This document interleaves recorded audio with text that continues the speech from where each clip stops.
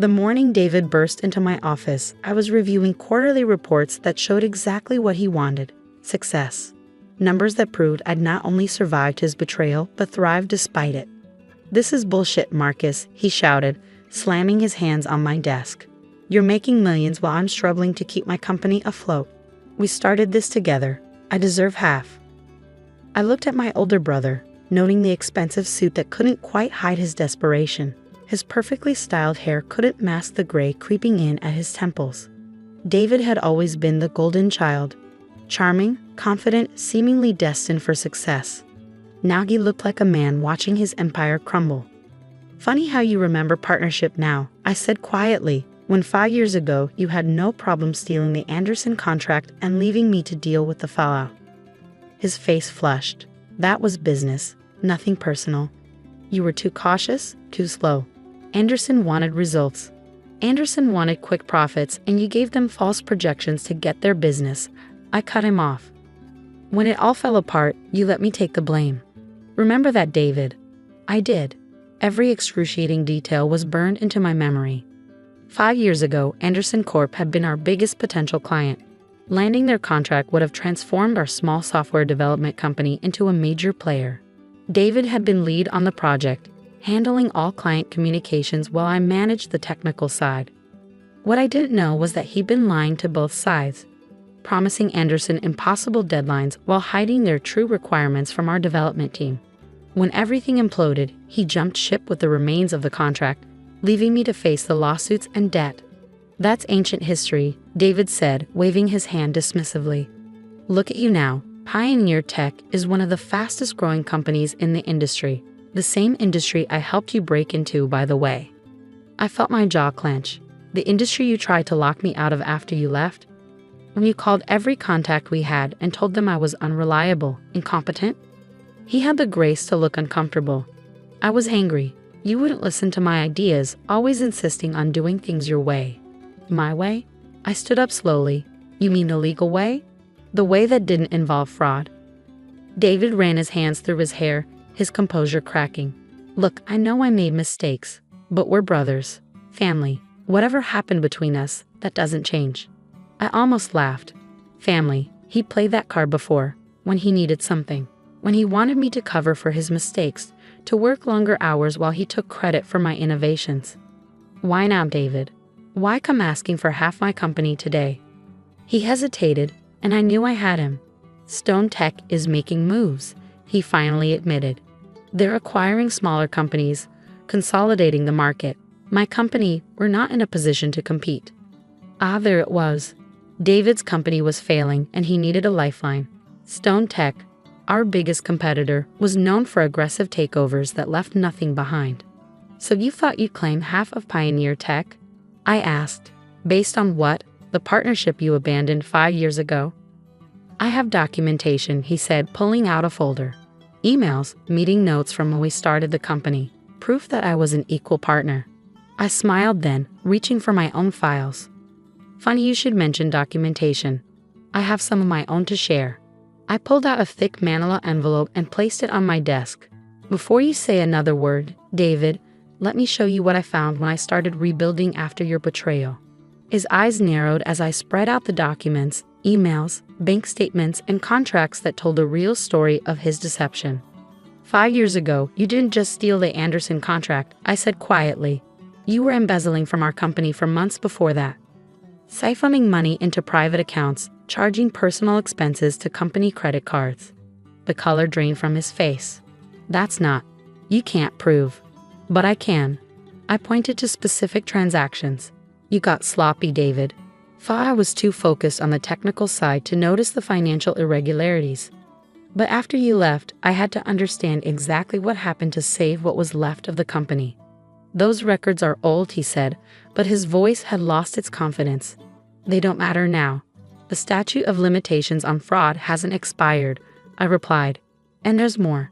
Your lies to Anderson. I found the original communications, the fake projections, the altered timelines. Everything you used to convince them to sign with you instead of staying with our company." David sank into the chair across from my desk, his earlier bravado evaporating. "Marcus, be reasonable. We can work something out." Like you worked things out with Anderson. How did that go, by the way? I knew exactly how it had gone. Anderson had sued David's company last year over breach of contract. He barely survived the settlement. You're really going to do this? He asked. Destroy your own brother. You tried to destroy me first, I reminded him. The difference is I have proof of everything you did. Proof I've kept quiet about for 5 years while I rebuilt what you tried to tear down. His expression darkened. If you expose this, it won't just hurt me. Think about Mom and Dad. The family name. Don't, I cut him off. Don't pretend this is about family. It's about you needing a way out of the mess you've made. Again, I thought about our parents, who had always believed David's version of events, who had called me ungrateful when I refused to reconcile with my brother after his betrayal. They didn't know about the fraud, the embezzlement, the countless lies. Here's what's going to happen, I said, gathering the documents. You're going to leave my office and never come back. You're going to stop telling people you helped build Pioneer Tech, and you're going to find another way to save your company from Stone Tech. Or what? A hint of his old arrogance crept back into his voice. Or these documents go to the FBI, the SEC, and every client you've lied to over the past 5 years. Your choice. He stood up slowly, straightening his designer tie. You wouldn't dare. It would devastate the family. I met his gaze steadily. Try me. As he reached for the door, he paused. You've changed, little brother. The Marcus I knew wouldn't be so ruthless. The Marcus you knew died the day you betrayed him, I replied. You might want to remember that before you try coming after what's mine again. After he left, I sat back in my chair, my hands shaking slightly. On my computer screen, an email notification popped up. Our latest acquisition had been finalized. Pioneer Tech had just bought another small software company, one that specialized in security systems. The irony wasn't lost on me. While David had been destroying relationships to get ahead, I'd been building them. While he'd taken shortcuts and burned bridges, I focused on sustainable growth and innovation. My phone buzzed. A text from our mother. David said you threatened him. Why can't you let the past go?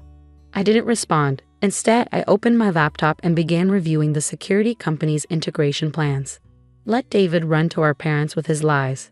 The truth had a way of coming out eventually. The next morning, my assistant Sarah rushed into my office. Mr. Marcus, you need to see this. She handed me her tablet, open to a business news site. The headline made my blood run cold. Stone Tech announces merger with David Chen Software Solutions.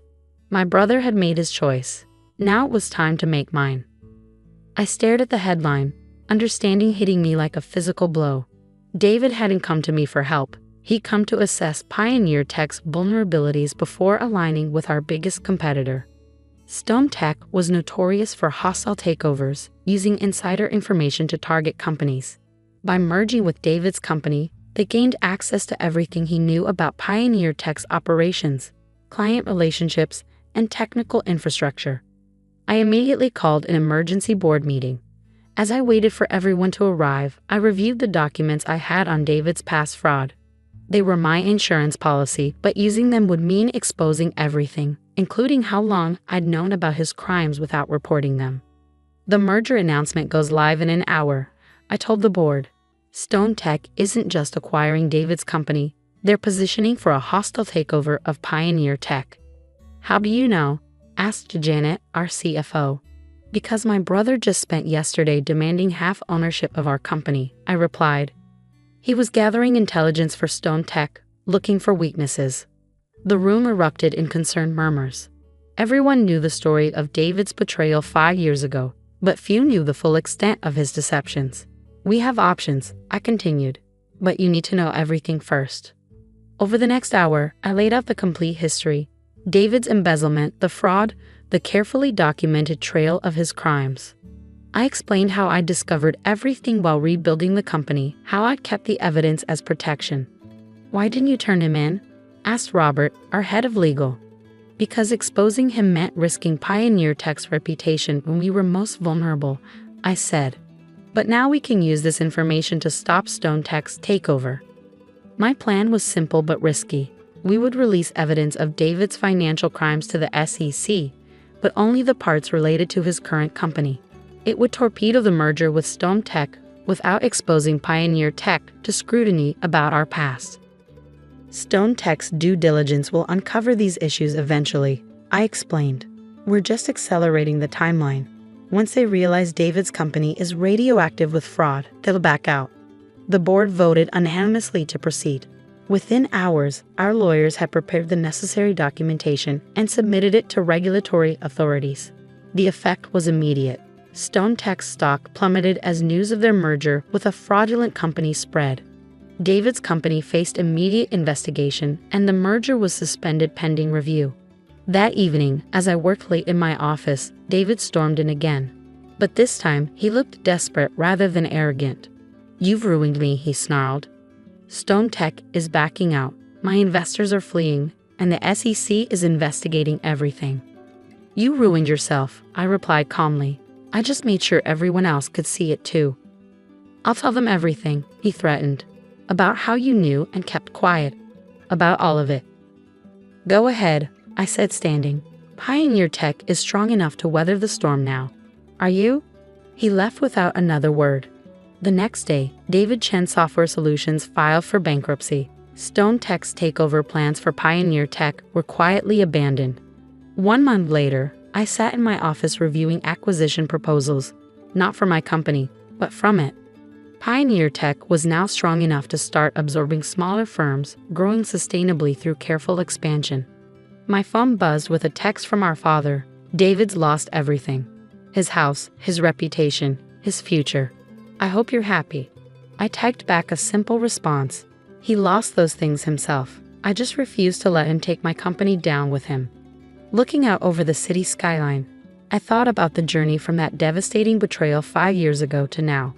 David had taught me an invaluable lesson. Success built on lies eventually crumbles, but success built on innovation and integrity lasts. My assistant knocked on the door. "Mr. Marcus, the integration team for our new security division is ready for you." I gathered my files, ready to focus on Pioneer Tech's future. David had chosen his path, and I had chosen mine.